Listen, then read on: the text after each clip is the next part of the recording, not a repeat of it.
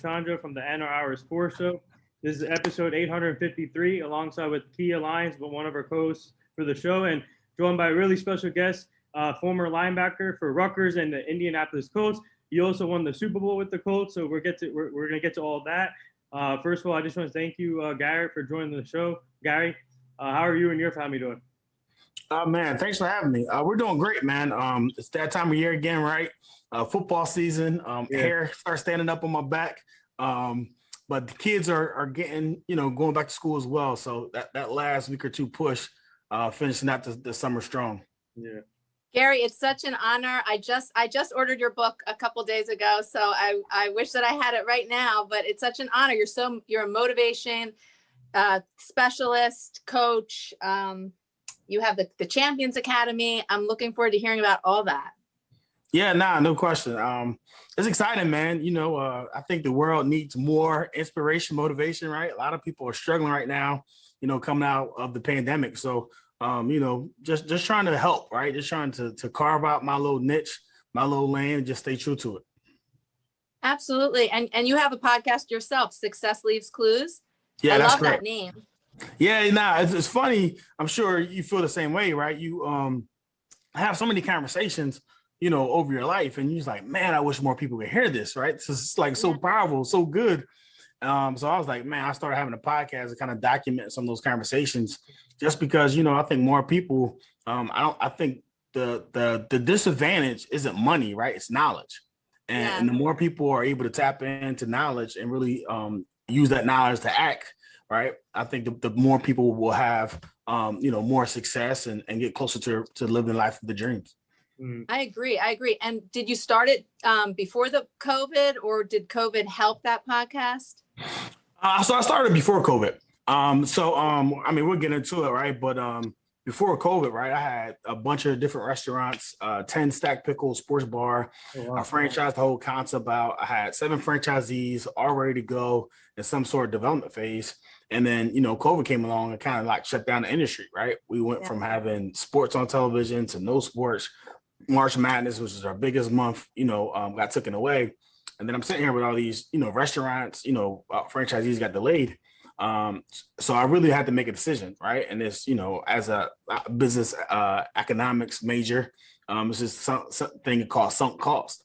So really looking at, how much work I have done, and not basing off that work, but basing off my future, and now being in a position to, inspire people to live a great life, right, of peace. I thought it was best to kind of like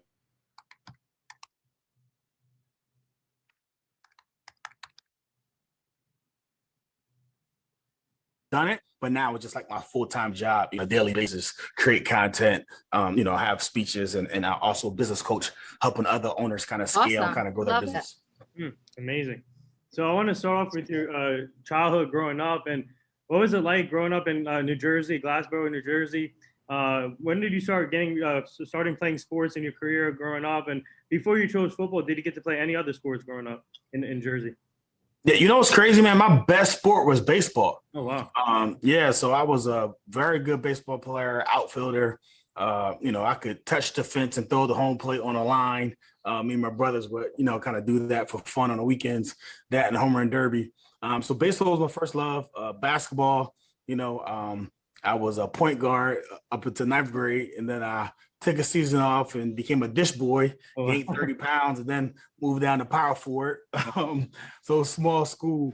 Man, I really played all sports. I was just heavily involved, but I mean, football was something that when I figured out, like, you can hit somebody and not get in trouble, I'm like, yo, this is the sport that I need to play. Nice. So it aided as a release. Yeah, no question. I mean, you go out there as a youngster, right? It's like controlled chaos. And, nothing more like a young kid want to do, especially a boy, is to be physical. So it just really gave me an opportunity to go out there and be physical and kind of have fun. That's great. And tell us about, so Rutgers, going from Rutgers and then getting the call to become a pro. What was that like?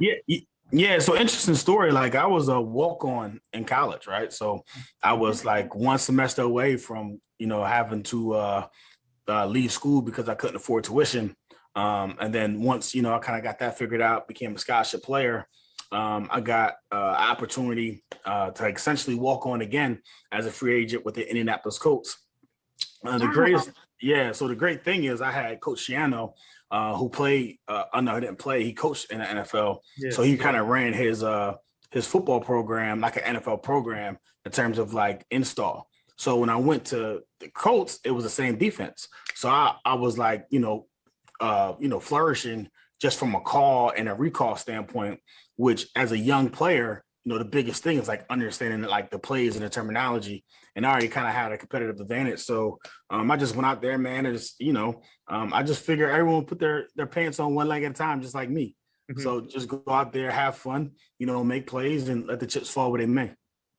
Nice. So I want to ask you, Gary, taking back, I want to ask you about your recruiting process and what was that like? Other than Rutgers, how many other offers did you have? And what was it like once you made the choice of choosing Rutgers just to stay close at home so your family and friends can come watch you play? You know, the interesting part is, man, you said you from Jackson, New Jersey. I'm from Glasgow, New Jersey. Mm-hmm. But man, I didn't get recruited. Like, I was getting recruited by like D3 schools. I was maybe going to go to Newport News as an apprentice school out there in Virginia. Syracuse University. They saw me on someone else they were recruiting's tape, and come to find out, man, my high school coach sent out like my senior year playoff film to get me recruited. Wow. So he was like way behind the 8 ball, so no one knew about me. So it was unfortunate, man, but I just didn't have any type of visibility. So I really didn't have a lot of opportunities. And Rutgers was was the only Division I school that I had opportunity, and really well respected because of education. I really wanted to become a stockbroker. I had an affinity for that, so went in there for business economics. So I kind of just went there as a student, man, and just hopefully I would get opportunity to play football, man. And I got an opportunity, man. I made the most of it. Well, all I can say is you proved the doubters wrong with the Super Bowl ring. Yeah, no question, man. Yeah, it's incredible. Yeah, it's crazy. It wasn't even doubters. It was just like people didn't know. It doesn't sound like a doubter. It sounds like you went with the flow. And I really admire that you stepped up when you had that moment where you were almost had to leave Rutgers. Mm-hmm. What advice would you give to the youth about that, about staying on your education to hold opportunities? Yeah, so crazy story, man. This moment changed my life, so it's worth sharing. So my dad called me. He was like, "Hey, son, bad news. There's no more equity in the house, so I can't afford your tuition." So I'm like, "Dang, right?" So I went to the coach, my position coach at the time, and told him. He was like, "What? You're not on scholarship? Like your second team? You start on special teams? Like I don't get it." I'm just like, "Yo, I have a scholarship." So he was like, "I'm gonna talk to the head coach. No promises. I'll see what I could do." So like you hear the story before, just like, all right, man, I'm not trying to stick y'all for a scholarship. It's the truth. I can't afford it. Right. So the head coach called me in his office, had the conversations with me, and rewards me with a scholarship. So I'm super excited, right? I go inside of the weight room, and this is the moment that changed my life. Is what I really share with the youth is that someone was like, "Hey, what's the noise? Like everybody get to working out. It's a team workout." I was like, "Yo, I got a scholarship. I get to stay." And he was like, "Scholarship? You should worry about being a starter." And in my mind, I'm just like, starter? Like, bro, I just had like 40 meals for the entire semester. Like I was a kid outside the meal hall, waiting for you to swipe your card so I could get in and eat lunch with you, right? I mean, I couldn't afford 3 meals a day. But that moment changed my life because that night I stood up and I asked myself, like, man, what would it take to be the starter? And I started making this list with myself, and I started agreeing to like, yo, I'm gonna start waking up earlier. I'm gonna start going hard on my workouts. I'm gonna start eating better, start watching film, and all these type of things. And I think what I would share with people is like most people's problem is not that they hit their goals, or they set their goals too high and they miss. Most people's problem is they set their goals too low and they hit them. So my goal, my mind was just to get a scholarship. And if I would have just kept it as my goal to get a scholarship, once I got that scholarship, it was it, right? I let the foot off the gas, I get comfortable, right? And I just become a regular player. But when I kind of transferred it, like, man, I want to be the best player that I can be. Yeah. And then, and if you do that, right, you got to start making sacrifices. So I think, I would tell people, man, to take off the limits, take off the governors, stop thinking small. Like you could do amazing things in your life. And the crazy part is like the only person you need to believe it is you. Mhm. You just got signed up for it, right? And sacrifice and just go hard as hell toward that direction. And that scholarship took you to the Super Bowl. Yeah. It did, man. Well, It did. you took yourself, but you allowed it. So Yeah. I mean, you just, Feels right like- place, right time, taking advantage. That's it. that's awesome story. Yeah. So this is a two-part question. And what was it like playing for Rutgers underneath Coach Greg Trion? Obviously now he's back with Rutgers. I love it. He's bringing back the program on the rise. So what was it like playing underneath him? And obviously we had the best fan base in that stadium in Rutgers. And what was that like? And the second part to this, how tough was it for you not getting drafted? But the Indianapolis Colts gave you a chance, one of the great franchises in football. Yeah, so playing for Coach Shiano, man, was I think, really a change of point in my life. I just think, one, he's a man of God, and two, he's like extremely hard worker, and I think his energy is contagious, and I think he demands a lot from his players, but he demands a lot from himself, and you can kind of see that. So for me, it was like, hey, the hardest worker are going to be my leaders, and I just happen to be one of the hardest workers, right? So he kind of leaned on me in those early years to really change the program. And our program struggled, before he got there, and after he left, kind of struggled. But he really set the foundation, and that foundation is based off of hard work and based off guys being consistent, doing the right thing. So it was a great plan for him. I'm excited to see him back, at Rutgers. I expect great things for us. And then the second part, being in NFL, playing for the Indianapolis Colts, Coach Dungy, another phenomenal coach, another Christian man, very soft-spoken. And from him, I learned this whole, word addition by subtraction. And I think so many times in life, we always think we got to do more and more and more and more. And it's really, no, you have to do what it is that you do extremely well. And you have to out-execute your competition. So I feel like, that philosophy was, we were a very vanilla team when I played for the Colts. We didn't do a lot of plays. We weren't fancy. But what we did was we just played really hard and executed our game plan. And I think we made people play to our tempo. We didn't play to theirs. And I think that's why we were successful because, at the end of the day, everyone's professional. Everyone gets paid. And it comes down to execution. And we just were able to execute on an extremely high level. That's fantastic. What's some of the best coaching advice that was shared with you that comes to mind? Yeah. So this is a funny, coach. This is not even football. This is basketball. But I just feel like it applies to life, man. And it was a JV coach basketball season. He said, when you're on, shoot. When you're off, shoot to your on. Right. And I think so many people, right, are scorers are in their mind, or they make plays, or they make sales, or they make great decisions.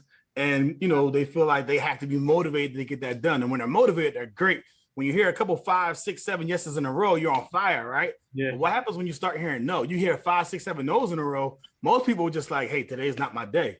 Like, it doesn't work that way. It's like the law of averages. Like, that next phone call could be yes. So, right, just keep shooting your shot. And we were like a run and gun, full court press type of team. But that was it. I mean, you might miss 7, 8 shots in a row, and he'll look at you and he'll take you out if you pass up on a shot. And it was just like that mentality, man, just got you to think like, man, this next shot is gonna go in. So just like, don't get caught up with, the whole, oh, it's not my day, this is not my time. There's no fish biting out here today. Like, none of that is true. That's great advice. Yeah.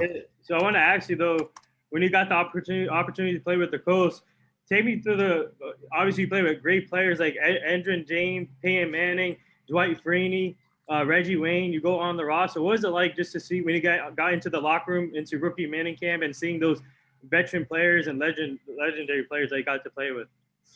Yeah, so I'm not gonna lie. So initially, right, I was a bit starstruck. Yeah. Right, you see number 18, number 32, 87, 88, and you're just out there, right? And you just got big eyes, right? Like, oh my God, right?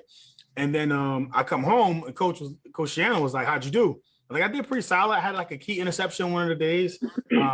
But I was like, man, Peyton Manning, all these guys. And he was just like, hey, man, just don't look at it from the last name. Look at it from the number on the front of the jersey. That's number 18. It's number 32. It's number 88. It's number 87. They put their pants on one leg at a time, just like you.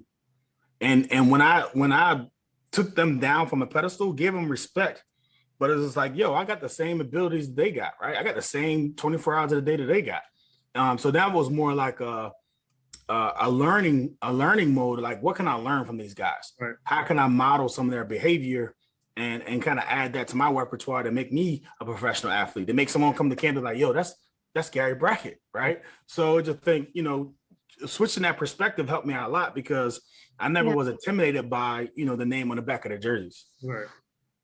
Now, did Coach Dungy have a fellowship in place for rookie camp, or was that something that was once the season started, a men's group where you get together and have a fellowship group? It was both mini camp and during the regular season. I think the great thing about the Colts organization is we had leaders at the time, Tyreek Glenn, Jeff Saturday, that really, took it upon themselves to have like these fellowship groups, sometimes outside the Colts organization. But anytime we were in mini camp, we always had some sort of fellowship, some sort of faith-based leadership program kind of tied into it. And I think one of the biggest things, Coach Dungy preached was, we're all in this together. So there wasn't a lot of rookie hazing or, you come in here, you got to earn your stripes. Bill Polian depended on the rookies when they were brought in to help the team win. Mm-hmm. And the object was to win. It wasn't for this guy to prove his stripes by, see how many times he can run outside or how many pads he can carry inside. Like, nah, treat him like a man, treat him with respect. Get them caught up to speed, because when Sunday comes, right, the goal is for us to work together as a team and get some victories. Yeah. Exactly. You're a Super Bowl star. So all together, I agree. That's great. Yeah, no question. Yeah. Speaking of Bill Polian, he's like the Jerry West of the NBA. He knows how to build teams for sure. And he's one of the best out there. But I want to ask you about your 2006 Super Bowl run. What was that like? And obviously, you had Marvin Harrison. I completely forgot about Robert Mathis. I can't forget about him. He's one of the best linebackers I've seen play, Robert Mathis. And for you to be part of that defense with Dwight Freeney, and this take me back to the Super Bowl run. And what did Coach Dungy say to you guys? And obviously, it's tough to win a championship in every sport, obviously. But for you, what did you guys focus on? What was the one thing that Coach Dungy said to you that year? Yeah, the crazy part was like our best team that I played with, and Coach Dungy would attest to this as well, was our 2005 team. Right. And that team we lost, unfortunately, to the Pittsburgh Steelers in like the AFC wildcard game. I hit Jerome Bettis. He fumbled. Harper picked it up. Then Roethlisberger tackles him, right? So the rest is history. So like that 2006 season, it was like, yo, we got to get it done. So I think one of the big things was when December rolled around is where you should be playing your best football. And we were injured. We were banged up. We just got whooped by Jacksonville. And it was like, it was tough sledding, right? And this whole notion of, so many times when you're in a situation where the team is struggling, you start wanting to be cute and try to help out in areas that isn't your responsibility. And then something that's in your responsibility begins to fall because you're not doing your job, you're worrying about somebody else's job. So I think the one key message for us was just do your job. Mm-hmm. Like, don't get cute, right? Let's go back to the basics, do your job, and kind of have faith, have confidence in your teammates to show up and do their job as well. And if everyone does that, right, then we can go out there and we can move mountains. But when you start jumping in other people's gap, when you start trying to overcompensate for someone, then sure enough, you're going to be the one that's going to get left, on the wrong side of things. So that was it, man. It was just really focusing on detail, doing our job at a high clip, and just believing in the guy that's playing next to you. And all right, so obviously take me into that Super Bowl. You played against, if I'm not mistaken, it was the Saints. No, not the Saints, Bears, right? The Bears, yeah. So I had Brian Urlacher on the show too last year, and what was it like playing against the Bears? Obviously, a tough team there, and just take me into that game. And obviously, we all watched it, but what was your guys' mindset in that game? And what was it like playing against the Bears that year? Nah, it was great. I mean, very tough defense. Brian Urlacher, Lance Briggs, Devin Hester, I think is a Hall of Famer in my opinion. And, first play of the game, we kick it to him, and he runs it back for a touchdown, right? So you're talking about, overcoming adversity, biggest stage, right? This guy runs back like a 90-something yard, 100-yard, kickoff. And it was just that, mentality is like, yo, no one said it was gonna be easy. Yeah. Like, I think that's what gets people in trouble. They think it's gonna be easy. Yeah. Like, success isn't easy. Like, you gotta work for it, but you got time, and they ran it back. We came back at them. We had a touchdown, tie score, and then we just went to work, man, and just battled. But never kind of got down, man. Just played for 60 minutes, and it was raining outside, and it was a bunch of fumbles. It was a sloppy game, but we got the best of them with the turnovers. End up clinching the game with Kelvin Hayton with our interception for a touchdown, man. So just being able to play on that stage and have an impact. I mean, that game and the other games, I mean, I got 20 something tackles in the Super Bowl, right? I got a record, like the only record that I have the most solo tackles of any player in any Super Bowl. So just like, being on those stages, playing in those moments, man, it's kind of what you dream of. And knowing that I've done it, it just feels good knowing the hard work that you put in kind of pays off. Right. That's incredible. So all those tackles, was it the day, or was it like just everything coming together that was your total drive that day? Yeah. So for me, again, it was just like, man, always trying to be around the football. And I would put hours and hours in film study. And it would just like, believe your instincts when you're out there, and not try to overthink, the moment. So I just feel like it was a regular season game with the whole world watching. And for me, it was just like, yo, it's me versus, Chicago Bears versus the New Orleans Saints when I had all those tackles, and just go out there and execute. So that was just my mindset, man. Just try to keep it simple as possible, take it down to the common denominators, and just work there. Your tackles, you were magnetized to that football, that's for sure. Nah, no question. Yeah, I mean, That's awesome. Yeah, so I want to ask you, what was it like playing with Peyton Manning? Because I feel like he doesn't get the respect that he deserves, and obviously a Hall of Fame quarterback, 2 Super Bowl, 1 Super Bowl ring, but everybody talks about Tom Brady right now having 7. But what was it like playing with Peyton Manning? If he didn't have all these injuries, like the neck injuries or back injuries, do you think he would still be playing right now? I don't think he'd be playing right now. I don't know, what is he, mid-40s right now? So I think he definitely had a successful career. And he 2 Super Bowls. He won one in Denver when he went out there. Two. Yep. Yeah. So I think so many people get so caught up with statistics and what happens in terms of a stat sheet. But I think when you look at Peyton Manning, the leader, and how much work he put in, it really, that's what I remember, right? The teammate he was, the leader he was, and just his tireless work ethic that really drove him to be one of the best to ever play that position. Mm-hmm. Agreed.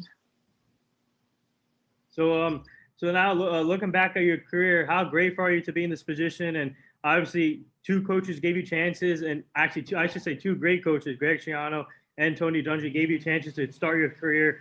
Have a great, by the way, you had a great career in my opinion. And what was it like just to have 2 coaches stay behind your career and have the support system that you had? And how grateful are you to be in this position?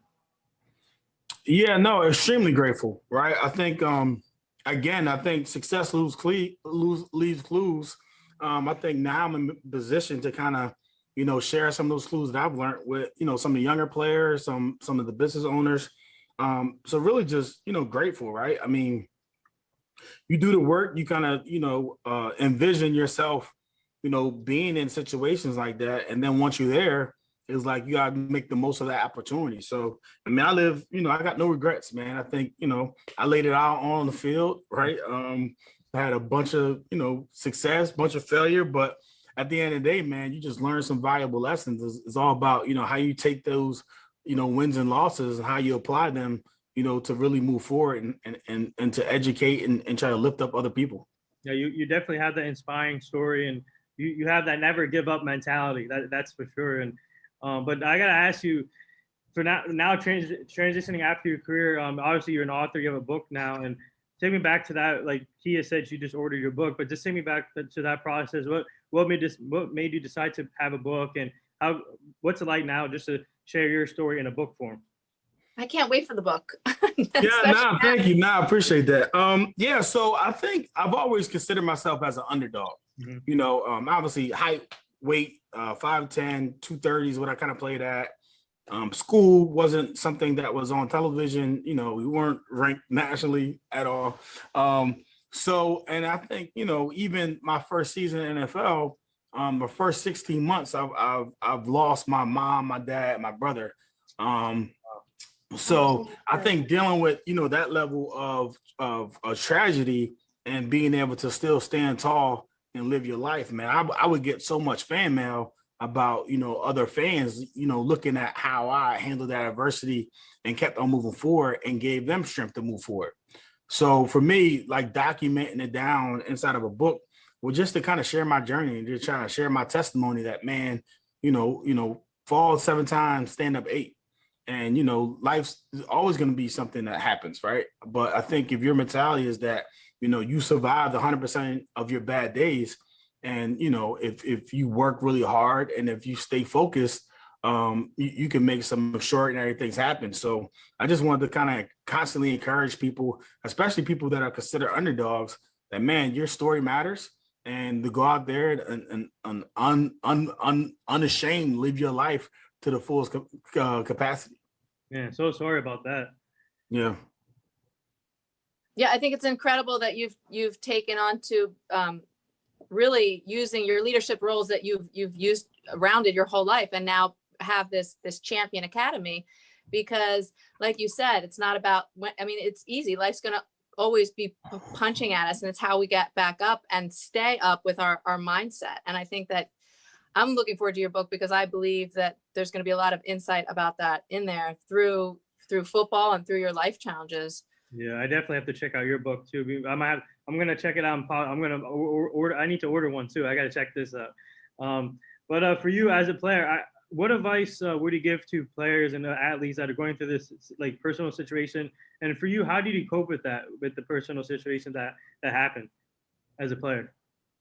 Yeah, I think, one, if you're going through something like that, right? Like, you can only control what you could control. And, so many times it's so many things that's happening, but the things that you're able to control sometimes is very few. So what you can control, again, do your job. You can only control what that can control, man. And I think, worrying about something is not going to solve any problems. And, I think for me, I really learned to value and appreciate things a lot more when things are no longer present. Right. So instead of being, feel sorry or anything like that, I just really switched the other way and just started feeling grateful for the people that I had in my life. So I think that's the kind of advice that I would give them, man. They really just take a personal inventory of their lives, what's in there, what they could be grateful for, and what they can control. And, as long as you're controlling what you control at a high level, the people that you lose, the tragedies that happen, right? I think Maya Angelou is the one that said it, like, every storm eventually runs out of rain. So when it runs out of rain, like, where are you going to be? Right. And I think, there's a lot of work that could be done in a storm. Mm-hmm. So, it doesn't mean for you to stop, right? Sometimes, the challenge is, it's a category 1. You can still go outside, you can function, right. But people think it's a category 5, and they're in their house, they're hibernating, they're boarding up windows, right? But you could go to work, right? Like, and it's just making sure you access the level of the storm, and then also access the level of work that you could get done in those conditions. Gary, what would you say is your key to daily balance? Yeah, I think key to daily balance is really one, raising my standards. And I think it starts with mastering my day. And, a couple of years ago, I was in a situation where I just felt like my day was running me, right? You wake up, oh, I got this meeting. Oh, this meeting. Oh, I gotta get dressed for this. Oh, I'm not. And it's just you're just so unorganized. So it's just daily balance for me is mastering your day.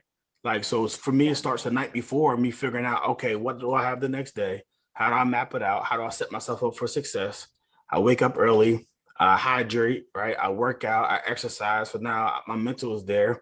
And then I call it playing defense. And I really look at my schedule again and really just try to maximize, the hours that I'll be at work and figure out what those priorities are. And then I just get to work, right? And then I think, putting together a positive routine really primes my mind. So then when I go to work, I know exactly what objectives, what goals I want to get done. And then I have this saying like, I don't start my day until I finish it.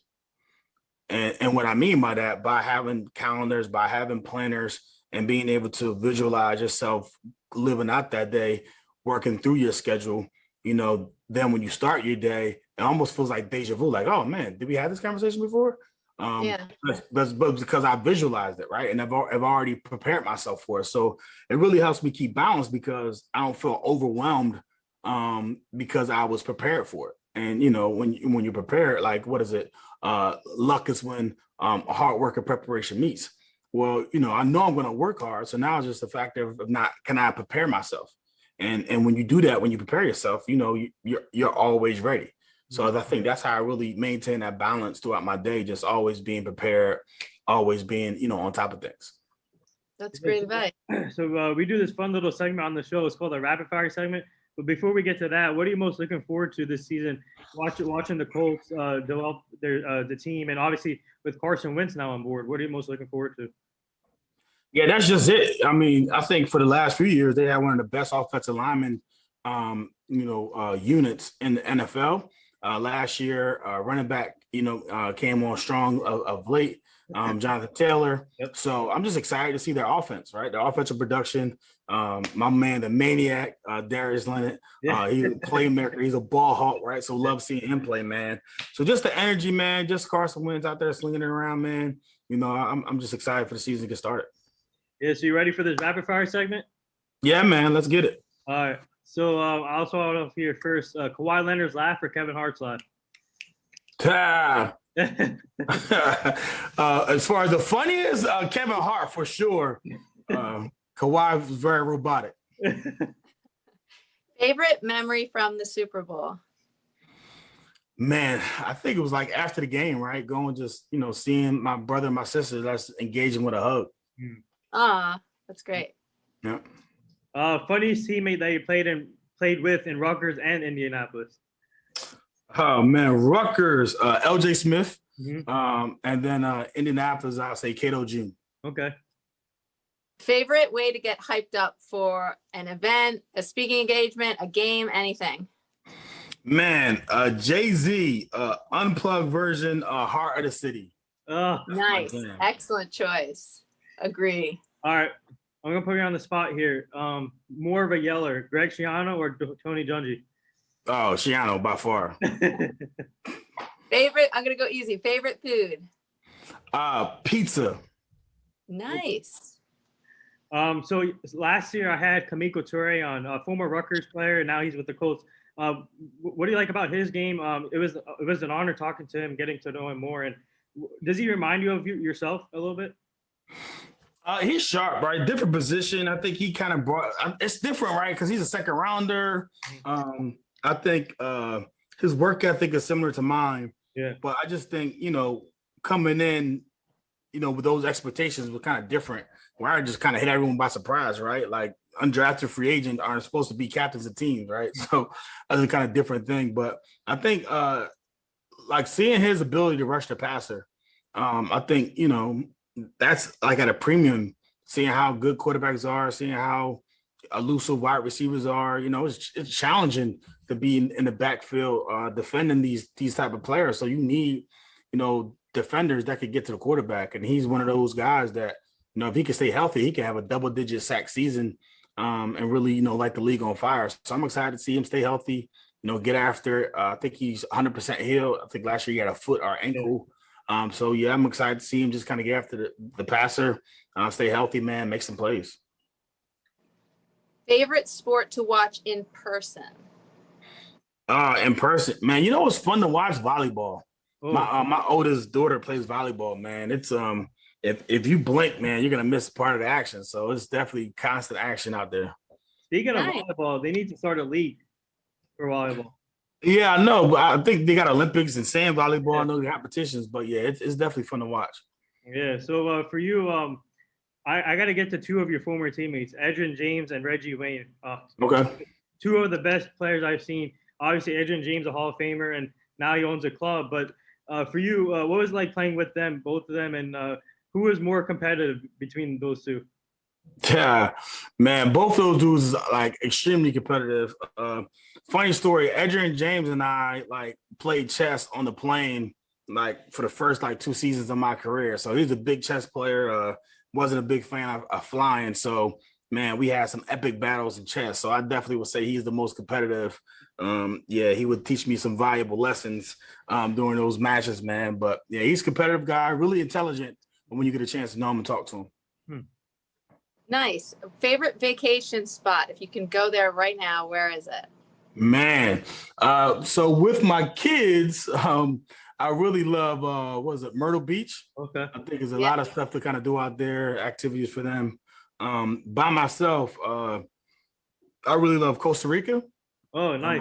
Nice. Yeah. Nice. Yep. My parents have a house down there in Costa Rica. Oh, sweet. It's awesome. I've been there like 7 times. It's amazing. Yeah, yeah. No, I love. I've been there twice. Fishing is phenomenal. Yeah. Eating cigars, zip lining. Yeah. So yeah, I like to go on adventures. So yeah, Costa Rica is definitely up there for me. All right. Speaking of cigars, all I know about so we had a couple of former NFL players on the show recently that are big into cigars. All these NFL players are getting invested in cigars. So like Ike Taylor, for example, what's your favorite cigar to smoke? Man, I know they're gonna laugh at me, man. So I like the little what is it, Cuba or something like that.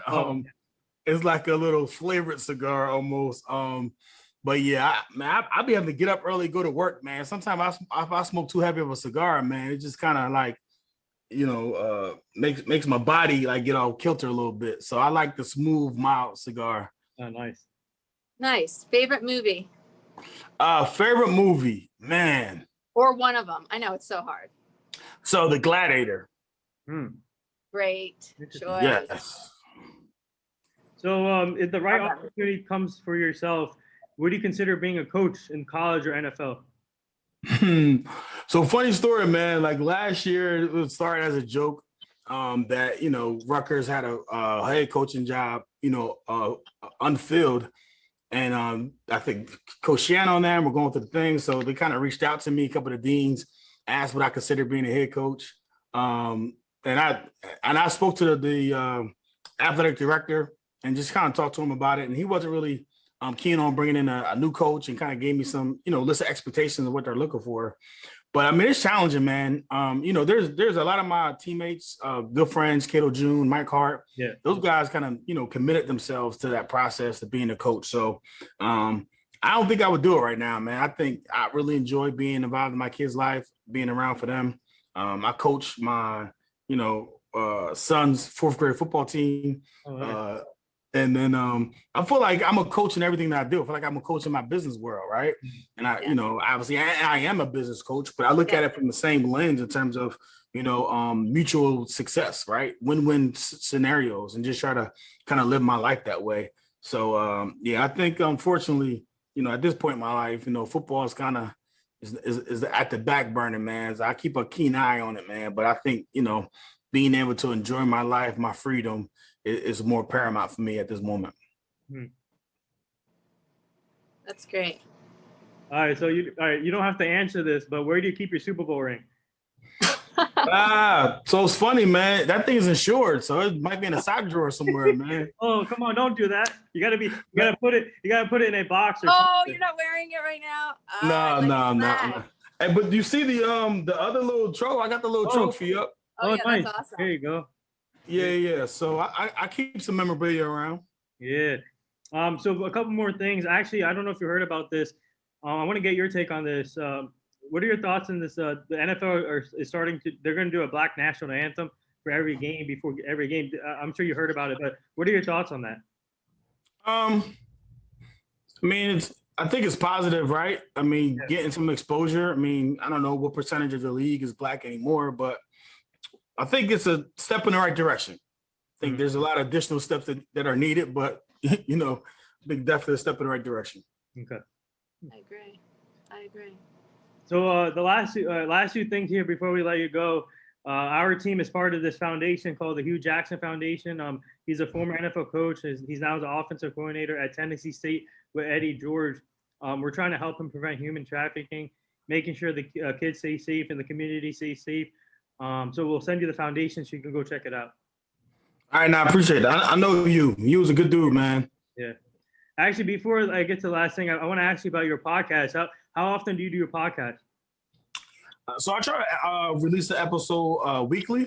You're very diligent about communication with your guests and getting up and following through. I'm not a full-time podcaster, man, so it's kind of challenging for me.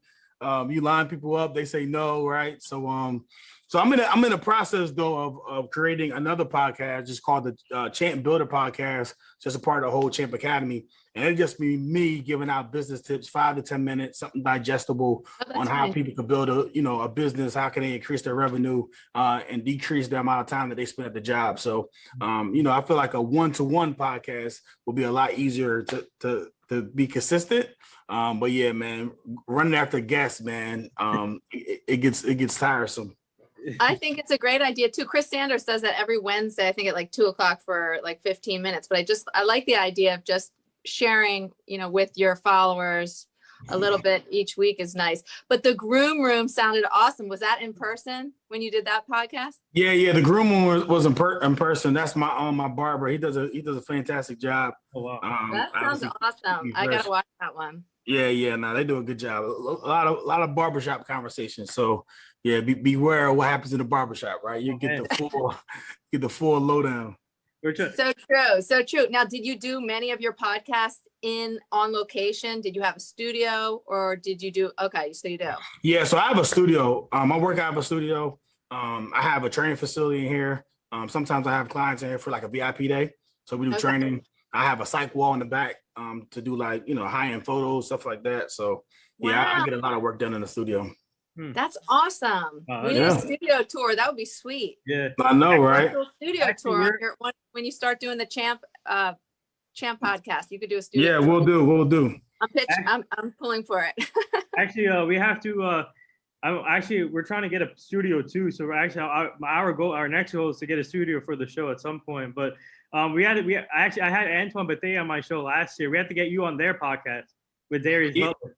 Yeah. Those guys are good friends of mine. I talked to both those guys. So yeah, they've been I don't know why I didn't get an invite yet, man. I'm trying to figure it out, man. I'll get one this year though. Yeah. Gary, when's your second book coming out? You know what? Probably in like 30 days. So my second book is called Championship Grit. Okay. It's about overcoming adversity. That's awesome. Yeah. So definitely working on that, finalizing that, the proofreaders, the editors. So a lot of things goes into finalizing it. So yeah, excited about that project because so many people in life deal with adversity, and the true measure of a man is like where you stand in the face of adversity. I think Martin Luther King said that, right? So I'm just trying to give someone some principles, some kind of philosophies, frameworks on what they could do when they're in the midst of a storm. Yeah, that's awesome. And you could do that on your weekly podcast. You could share aspects from your first book and then the second one. Yeah, no question. That's a good idea. Yeah. So actually, speaking of books, we have a 14-year-old kid that's part of our team. His name is Vedant, and I'll get you connected with him. He's actually currently writing a book. So I'll get you connected with him. He's part of our show, and he's doing a great job. 14-year-old kid is amazing. He's done like 1,500 interviews, and he was just at he's doing incredible. He goes to before COVID, he went to all the basketball games, football games, everything. Wow, that's amazing. Yeah. So the last thing here, would you like to say anything to all the nurses, doctors, and essential workers right now? Yeah, man, just thank you. I think obviously that field over the last year has really saw the best and the worst of humanity, right? And I think big kudos to them for staying strong, for staying committed to the process by long hours, short staff, equipment issues. I think, obviously it's been a tough time and we wouldn't be able to get through it and be where we're at right now if it wasn't for those healthcare workers. So thank you and God bless you. Yeah, well said. And there it is. That wraps up episode 853 with Super Bowl champ from the Indianapolis Colts, Gary Brackett. He also played for Rutgers Scarlet Knights. But thank you again for joining the show. It's truly an honor. We learned a lot today, man. Just keep up the great work. You're such an inspiration. And like you said, you had the underdog story. And you and your family stay safe. And we would like to have you back as a returning guest so you can meet the full team. All right, man. Sounds good. You guys have a good one. Thank you. Thanks, Gary. All right.